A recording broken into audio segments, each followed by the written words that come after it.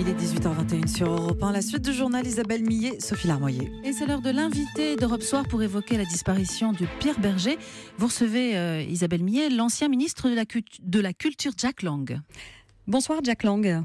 Bonsoir. Vous étiez, on le sait, très proche de Pierre Berger. On rappelle depuis ce matin que c'est un homme qui avait de multiples facettes. On va en parler avec vous.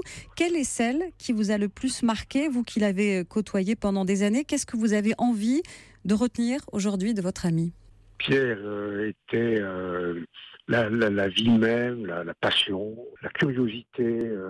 Il aimait découvrir, il aimait rencontrer. C'est quelqu'un qui avait les yeux grands ouverts, les oreilles à l'écoute en permanence. C'était un homme qui était la jeunesse même, par son attitude par rapport à la vie, par rapport à l'art, à la politique, aux engagements. Bon, disons que j'ai eu le bonheur de vivre auprès de lui, je veux dire en harmonie avec lui depuis une trentaine d'années. Et aucun acte de nos vies n'était séparable, que ce soit ceux de la politique, ceux de l'art, ceux des combats contre le racisme ou contre cette horrible maladie du sida.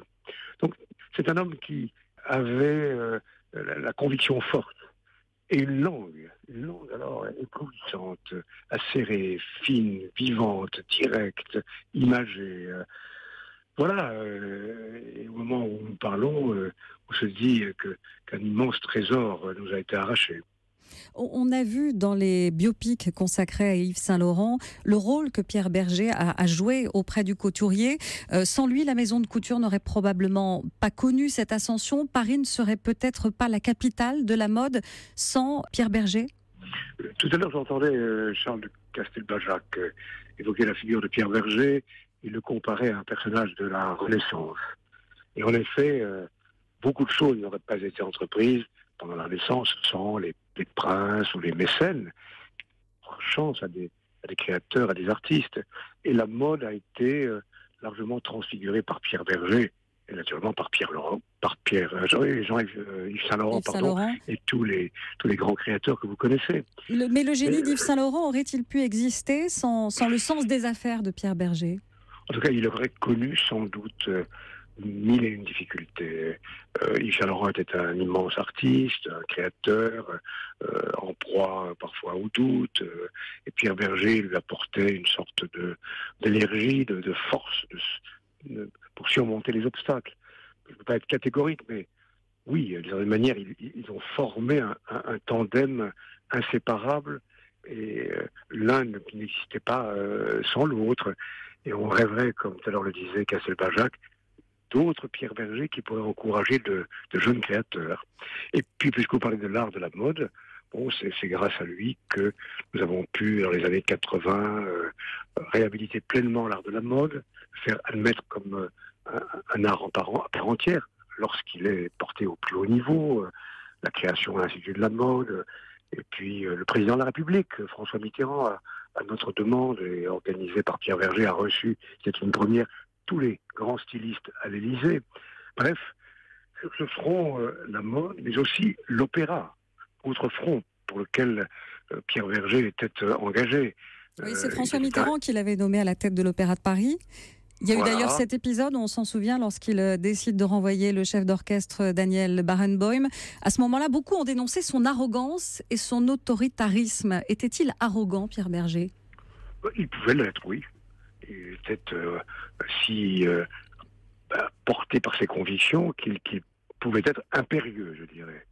Bon, cette période, je l'ai en effet bien connue, j'étais ministre de la Culture.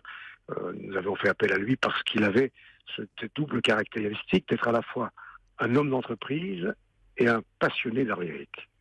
Alors, bon, c'est très long à raconter l'épisode avec Barenboim. Je pense qu'il y a eu toute une série de malentendus. Il y a prescription sur cet épisode. En tout cas, Pierre Berger, il avait clairement un goût pour le pouvoir, que ce soit dans la mode, vous le disiez, dans les arts, dans les médias, en politique. Vous évoquiez sa relation avec François Mitterrand.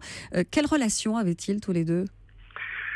Il a connu François Mitterrand dans les années 83-84, précisément à travers cette manifestation dont vous parliez tout à l'heure à l'Élysée, et les stylistes réunis pour la première fois à la présidence de la République.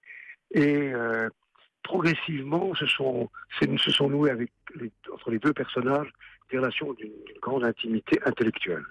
C'était deux caractères très forts qui étaient compatibles néanmoins. Oui, deux caractères très forts, mais Pierre Berger était extrêmement respectueux à l'égard de François Mitterrand et du président de la République. C'était une relation d'un autre type. Mais ce qui les unissait, c'était la passion de la littérature, la passion de l'architecture, la passion de la culture. Et année après année, ils ont partagé des moments de bonheur, je dirais, intellectuel et esthétique. Vous pensez que Pierre Berger aurait aimé lui-même faire une carrière politique ? Je ne pense pas. Bon, il avait des convictions politiques, il était porté à se battre contre les injustices. C'était plutôt un intellectuel ou un homme de culture militant. Mais en effet, il n'était pas insensible au pouvoir, vous avez tout à fait raison, sous toutes ses formes. Et lui-même, lorsqu'il assumait une responsabilité, l'exerçait avec force, fermeté et détermination. Et parfois, vous l'avez dit au passage, une certaine impétuosité. Nous en savions en rire aussi, et lui-même savait en rire parfois. Il paraît qu'il avait un sacré caractère, vous confirmez ? Il était tout sauf consensuel, ça c'est sûr, on l'a bien compris. Il n'aimait guère les compromis mous. Mais il était capable aussi de reconnaître ses erreurs lorsqu'il avait exprimé avec force une conviction qui n'était pas exacte. Mais c'est vrai, il avait un caractère impétueux, tempétueux, vif. Moi, je l'aimais aussi pour ça.